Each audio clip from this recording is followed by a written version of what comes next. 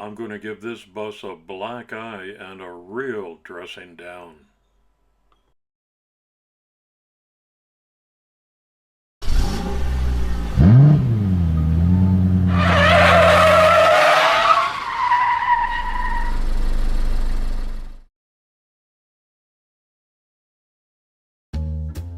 Hi everybody, and a warm welcome back to MapleLeaf Customs in Switzerland. I'm Andrew, and on the bench today is a 1:43 scale Renault bus. Maybe it's a coach where you come from. I got this on Amazon. Out of the blister it comes, and let's see what we get in this extra large size package today.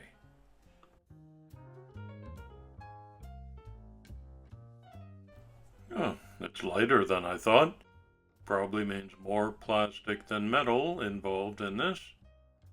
But it's nicely proportioned and detailed. Look at that nice front grille. Ladder, there's a luggage rack on the roof that's pretty fine. Yeah, it's a plastic base. 1:43 scale Renault is all I've got. There wasn't much more intel than that, even in the packaging that it came in. I'll have to dig around online and find out for you. It rolls beautifully. This is going to be a post-apocalyptic project, and I don't intend to strip all the paint. Too many windows and add-ons in this to be bothered with the masking. An easier approach is just to distress the whole body with some sandpaper. Roughs it up a bit, although it's almost undetectable.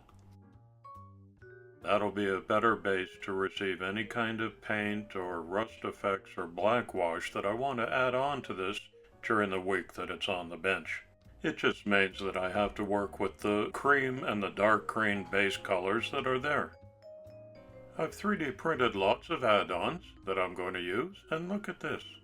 This is a toothpaste tube squeezer, and I put a thin piece of styrene in there and run it through, and all of a sudden I've got a nice piece of corrugated steel that I can cut into whatever size and shape I want for window armor or whatever. To dirty up my bus, I'm using some black wash, and I always have a paper towel handy, so you see it can go on heavy. But if you don't let that set up and get right at it, you can dab off what you don't like, and because I've rubbed off the surface, it's going to find some little crevices and scratches and give it that very realistic road-worn look. So I go over the entire bus this way.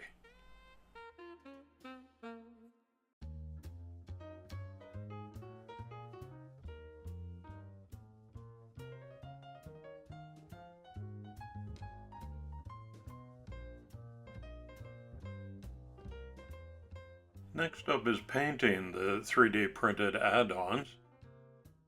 When they come out of the printer, they have to cure under a UV resin light. It's only 4 or 5 minutes and it's done. Then you have to shoot everything with primer. In most cases I use a rust-colored primer.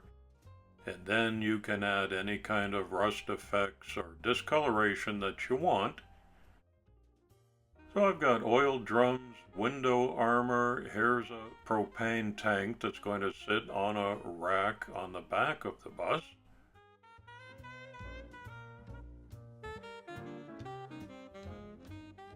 These are some wooden crates for up on the roof rack. Here's a rack of jerry cans, all red to begin with, and then I have to go back and paint over the steel holder that they're in. And I might do 1 or 2 cans in an off color as well. These will be mounted on the side of the bus. I hope you're enjoying these Saturday videos while I'm away on an extensive road trip to Norway. Coming up is the 4th and final installation of my summer road trip series. I've got a special Hulk edition Humvee. There's a 32 Ford Rat Rod on the calendar. The Four Horsemen theme for August is Wastelands, Warlord. Don't forget you're invited to participate too. Thanks so much for following my channel. I've designed and 3D printed a bunch of different kinds of window armor, different sizes and styles, an important feature on a bus with nearly 20 windows around it. The effect I'm going for here is not perfection because this is some kind of backyard garage job with a case of beer, like so many of my post-apocalyptic builds. The boys are using whatever they can find to hammer together and offer some protection as they roll down the wasteland's roads. There are different rust effects on these as well, so it's not meant to look uniform. This one's taken some heavy fire right up front. I made some kind of heavy steel vent, maybe some air conditioning that goes on the side. Here come the jerry cans. I've dirtied them up a little bit with some black wash. There's 2 racks together now, so that's an ample supply. Silver caps on those, notice?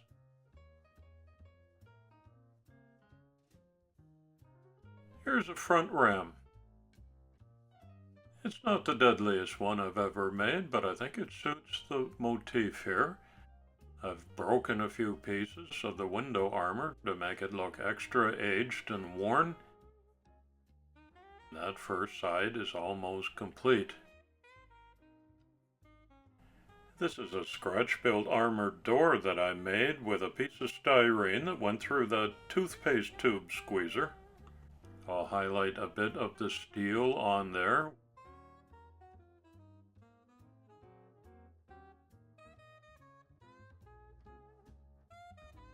And the heavy-duty hinges, too.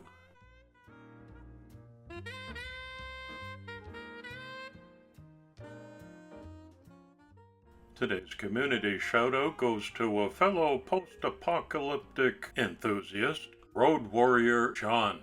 John does some excellent custom work and stop animation films.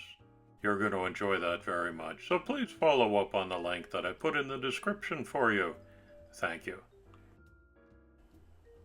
You never know what these post-apocalyptic neighborhoods are going to be like, but I predict that the gangbangers are still going to be prevalent, and they've tagged this bus in a couple of different places, so I've added them in either ghost white decals or in full color here down on the rear quarter. I think that lends an extra touch of realism to the whole thing. How about a screaming skull?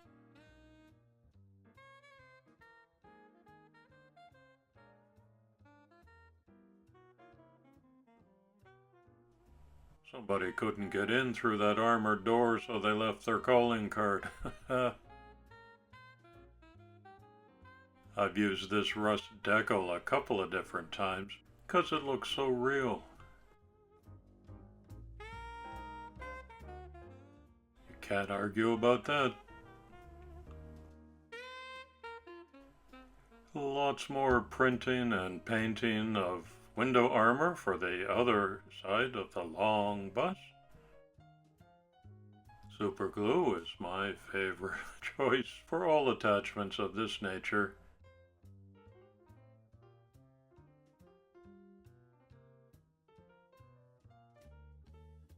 I'll speed it up for you.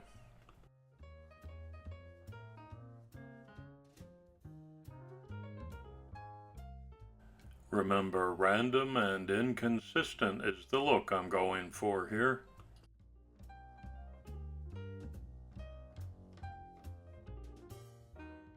Onto the roof rack junk now.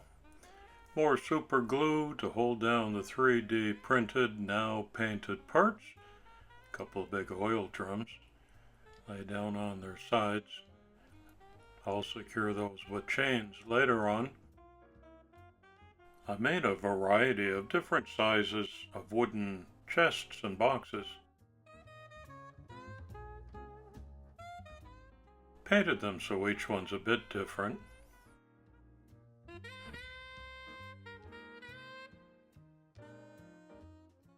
Here's a short propane tank.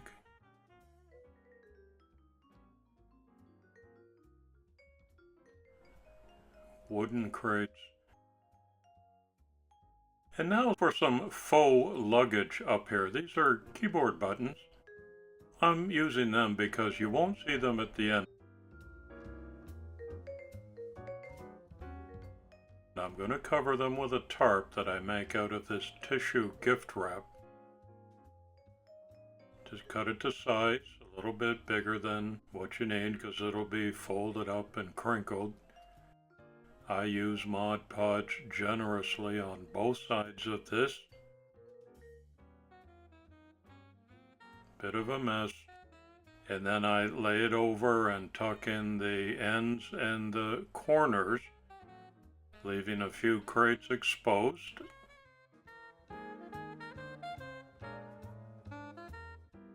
Or Mod Podge.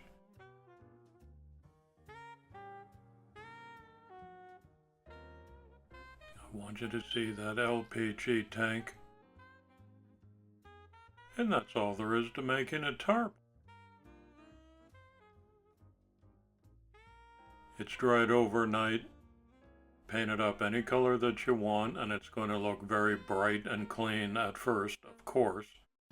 That will get the full weathering treatment too.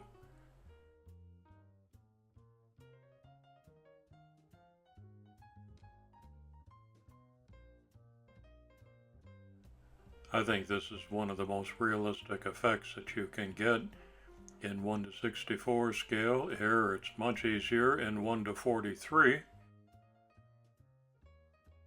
Paint job finished. My wheels are a little too exposed, and so on the back I put some of that corrugated steel, but the front wheels need to have the ability to turn. So I've put some curved armor. This comes from the plastic strapping that they put on the big box items like a TV or a dishwasher. It looks just right here on a 1:43 scale bus. I'll add some rivets and the connecting points.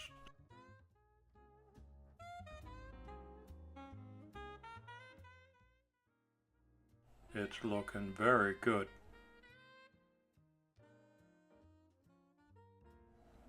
Lots of detail to show you on this one.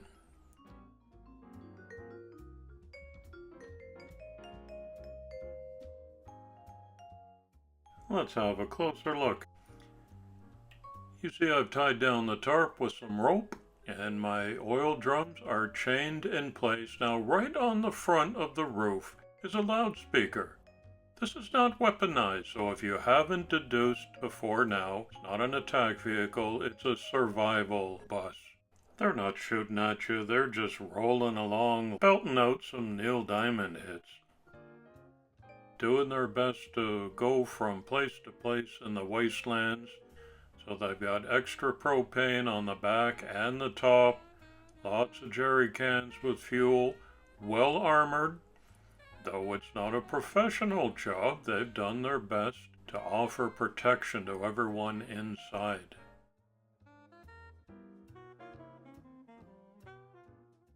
It was a nice looking Renault bus to begin with and would look good in anybody's collection. Shame to have given it such a beatdown as I did. But this was the theme that I had in mind for today. The post-apocalyptic bus is the first vehicle to be shown off on my new tabletop-size scorched earth diorama. So here it is in the wastelands. They're not looking for trouble, they're just looking to get by day. And that's how it might be for many of the survivors in the post-apocalyptic world. Let me know in a respectful comment below what you think, and I thank you for visiting MapleLeaf Customs again today. Drive carefully. It's coffee time.